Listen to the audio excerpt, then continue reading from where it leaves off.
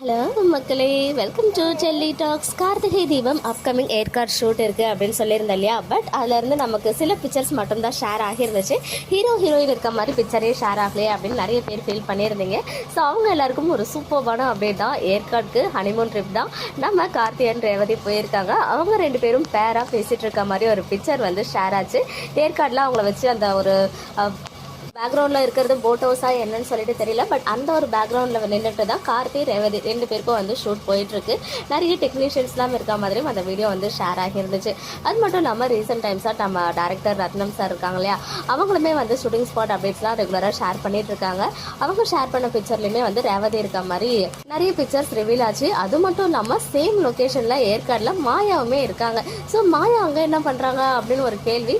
ஏன்னா அங்கே வந்து ஹனிமூனுக்கு எனக்கு தெரிஞ்சு சாமுண்டீஸ்வரி தான் அனுப்பி வச்சிருப்பாங்க. ஸோ அவங்களுக்குள்ள ஒரு அண்டர்ஸ்டாண்டிங் வரணும் அப்படின்னு இது தெரிஞ்சு மாயாவுமே அங்கே போயிருப்பாங்க போல. ஸோ அவங்களால அங்கே ஏதாவது ப்ராப்ளம் வர மாதிரி கொண்டு வராங்க. பட் கண்டிப்பாக ஹீரோயின் இருக்காங்கன்னா ஒரு வில்லி அங்கே இருக்கணும் இல்லையா. ஸோ அப்போ தான் சுவாரஸ்யமாக மூவ் ஆகும். ஸோ வில்லிக்கு அங்கே என்ன வேலை அப்படின்னு சொல்லிட்டு நம்ம வெயிட் பண்ணி பார்ப்போம். நாளைக்கு நான் மோஸ்ட் அவைட்டட் கார்த்தி ரேவதியோடைய அந்த மேரேஜ் வந்து நடக்க போகுது. இதில் அந்த பேபியோடைய ட்ரூத் ரிவீலும் இருக்கும் போல.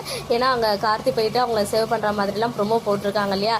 இந்த குழந்தை வந்து ரேவதியா அம்மா அப்படின்னு கூப்பிடுறது. சாமுண்டீஸ்வரியிலேருந்து ஹோல் ஃபேமிலிக்குமே செம்ம ஷாக்கு. யார் அந்த குழந்தை, ஏன் ரேவதி அம்மா கூப்பிடுது அப்படின்னு சொல்லி. ஸோ ஒருவேளை அந்த ட்ரூத் ரிவல் நாளைக்கு இருக்குமோ அப்படின்றது தான் என்னுடைய கெஸ்மாக இருக்குது. ஸோ நீங்கள் என்ன நினைக்கிறீங்க, உங்களுடைய ஒப்பீனியன்ஸை கமெண்ட்டில் சொல்லுங்கள்.